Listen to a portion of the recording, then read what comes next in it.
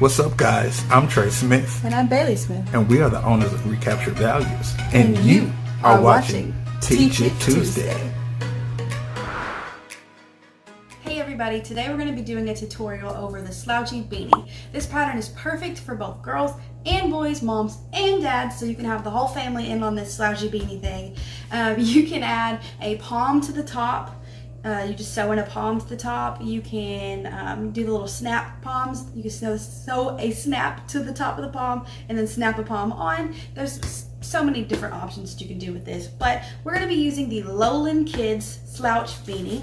When you print it out, this is what it looks like. No matter the size, it's going to be either smaller or bigger, of course. But this is the 2T to, this is the 12-month 2T size that I'm going to be using today. But they actually do, when you download this pattern, which will be linked down below as we do in all of our videos, right hand side, little arrowhead, click it, description will pop up. I believe it'll be over here. Who knows? The right hand side of your screen, there is an arrowhead. Click it, the description will pop open. You'll see our membership link where you can join our membership and get added into our group that we do a whole bunch of cool stuff. We have giveaways with our members, all sorts of things, $100 cash giveaways. Awesome thing to do, join our memberships. But you'll find the pattern linked there too in the description when you click that arrowhead, and you'll find information like the types of fabric we use and the companies we buy fabric from. So you get the inside scoop on that, so make sure you look at the description.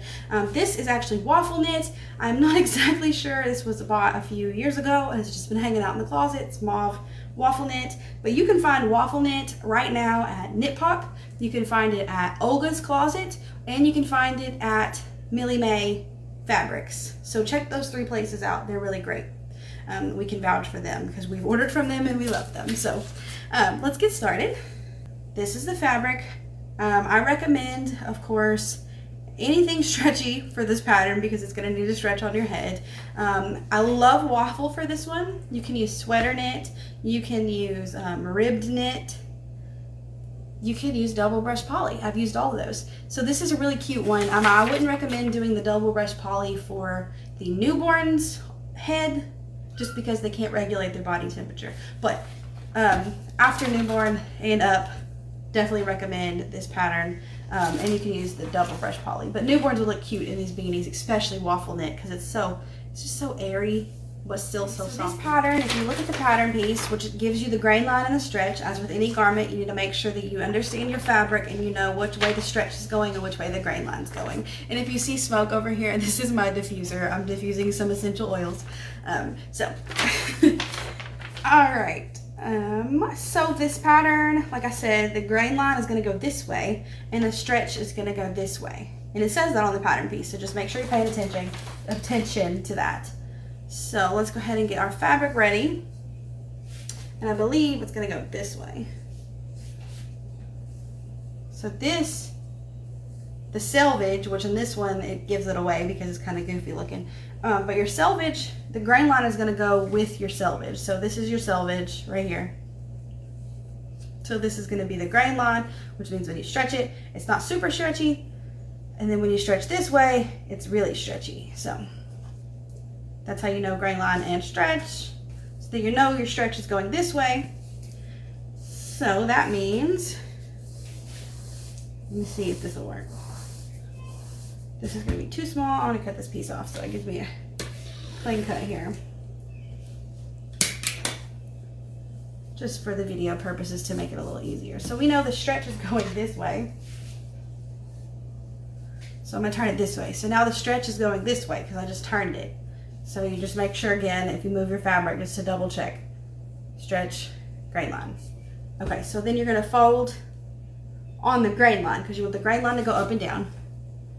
So this one is a little bit different because the fold is actually on the grain line as opposed to the patterns that we've done before where you fold on the stretch. Just because this is going to fold open to this. So you cut one on the fold. So this is the fold right here, folded edge. I'm gonna put my little weights down here like this.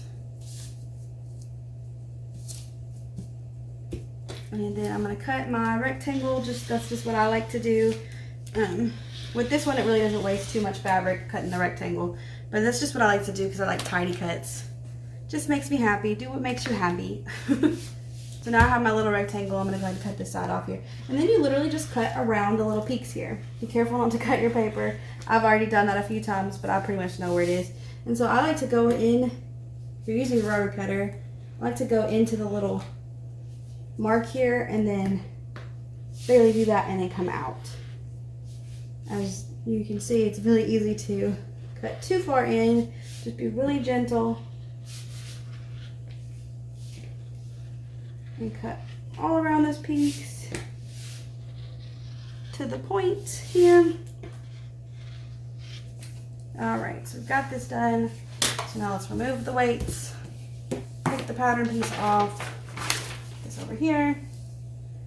And then this is what you're left with. So now the stretch is going this way. This looks silly. Yeah, so now the stretch is going this way because that's going to be around the head. Alright, so what you're going to do is you'll pick the side you want to use, right or wrong side, whichever one you want to use. It really doesn't matter, it's completely up to you. Some waffle fabrics are brushed. You can choose to have the brush side on the inside or the brush side on the outside, whatever you want to do. I typically put the brush side on the inside just because I feel like it makes it warmer. Whatever you want to do, this one's not brushed, so I'm just going to go ahead and pick a side. Let me take this side. I like this side, so I'm going to do this side out, which means it's going to be the right side, so I have to put right sides together. And I'm going to fold it right here over itself, just like this. And match up my peaks here and here, here,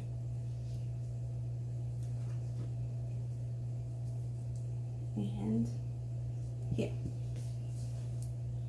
Alright, so before we go over to the serger, which I will do this on a serger, you can do this on a sewing machine if you have, that's all you have. You can absolutely use a sewing machine. Zigzag stitch as always.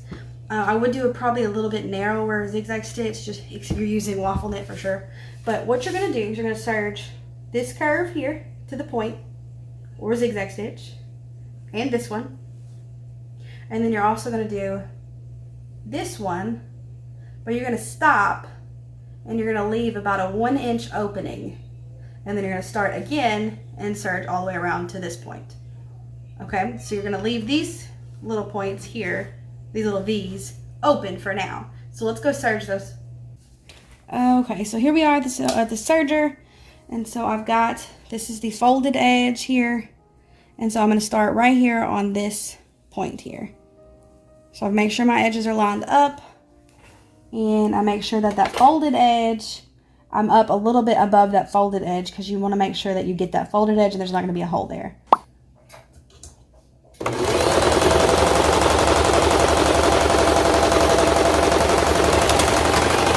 And I'm using in between, this is what I meant though. You want to make sure that that folded edge, which was right there, it caught in your serger seam. So, and then you're going to tuck this in one here, so that it doesn't unravel when you're done.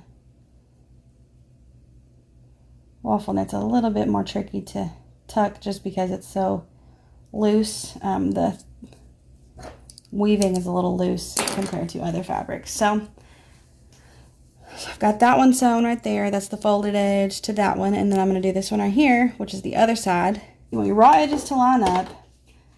And then we're going to stop about right here. And so I'm going to go ahead and pull this out like that. And then I'm going to start about 1 inch down. And I'm going to go all the way down to the bottom peak here.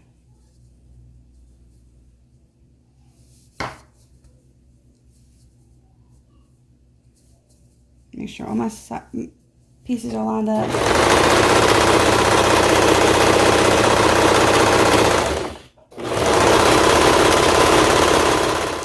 Alright, and so you can see here we left this little opening, sorry, we left this little opening, and that's what you're going to use to turn this right side out. So leave that opening there. If you want to, you know, tuck your tails or whatever, you can do that. I'll do that just for cleanness sake because it looks a lot cleaner when you do that. though this part is going to be hidden inside, so it's not really going to matter too much.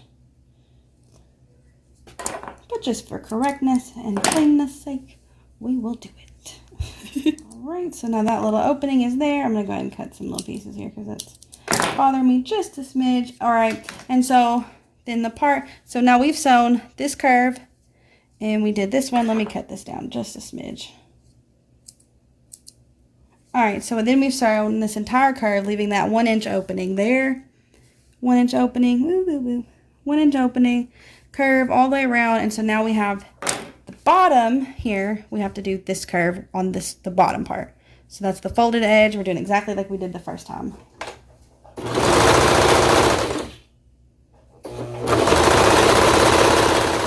Alright, and so you're going to tuck this one. I'm going to cut it down just a little bit before I tuck it.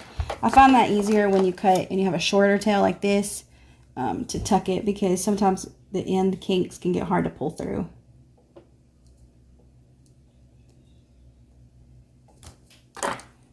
Alright, so then you're left with the top piece here. The only part that's not sewn now is this V, and there's also on the bottom side here the V. So what you're going to do is you're going to take this point and kind of open them up and put them together. Match up these seams here like this.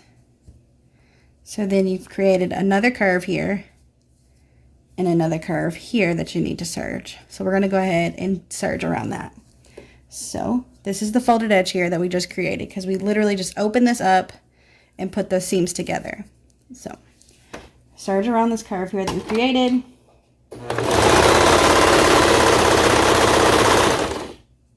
Make sure all your edges are still lined up.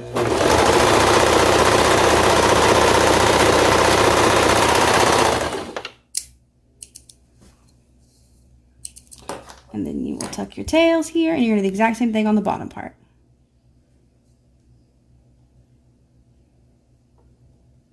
Alright, and so this is the exact same thing again. This is the part, this is how it looked here. And you're going to open it up like this. Open this side up like this, and then just match those seams together. Make sure your tails are up. Match those seams together. Then again, you're left with this folded edge here where my fingers are. That's where you're going to start your seam. Make sure that you go a little bit before that folded edge so that there's not a hole there.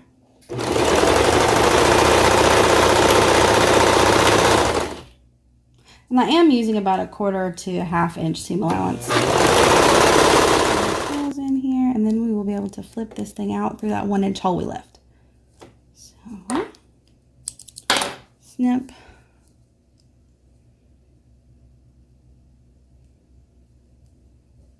This thing can be completely done on a serger.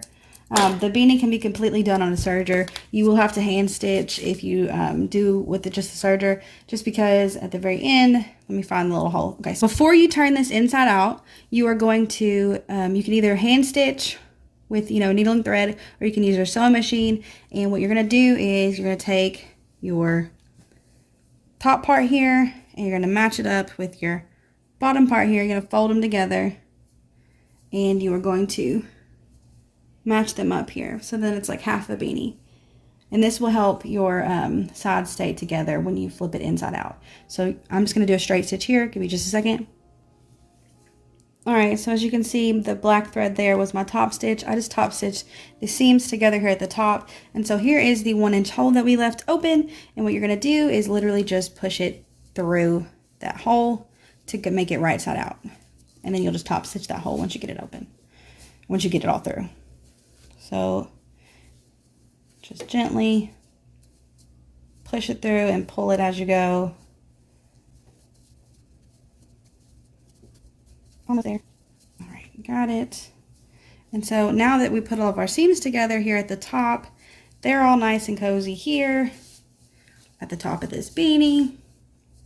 And then that is the opening that we left open. What you'll do then is, if you don't have a sewing machine, you can just fold in your pieces here, the little seam allowance that we took, fold it in, and then just straight stitch that across there with you can either hand sew it or do a sewing machine. So I'm going to use a sewing machine real fast. I am going to be using black thread just so you can see it. I would not recommend using such a contrasting thread, but I'm going to do that just so you can see. So here, I make sure that my points are folded in there. Start right here with just a typical straight stitch, back stitch,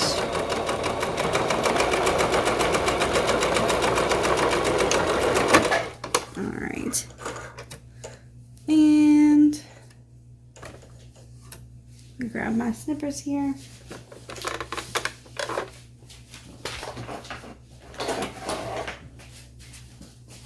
All right, and then I'll just cut my tails here. And then if you do end up using a contrasting thread, you can flip this the other way and do it this way. And so then your little top seam is hidden. And so let's go look at this finished product. All right, and so here is the slouchy beanie here. You can fold it up. There's no seams now on it. There's one seam on the side, actually. This seam here, the side seam. But it's super stretchy. That's how it goes. And you can put a palm on the top here. Like I said, right where the middle points, all the points go together. You can put a palm there if you wanted to. Really, you can do anything. It's super cute. You can leave it plain like this. I've done both. I love both. But this is the slouchy beanie. I hope you guys enjoyed this tutorial. Make sure you comment, subscribe for sure if you haven't already done that. What are you waiting for? Click the subscribe button. We put out a new video every Tuesday. So be watching until next Tuesday. See you guys next week. Bye.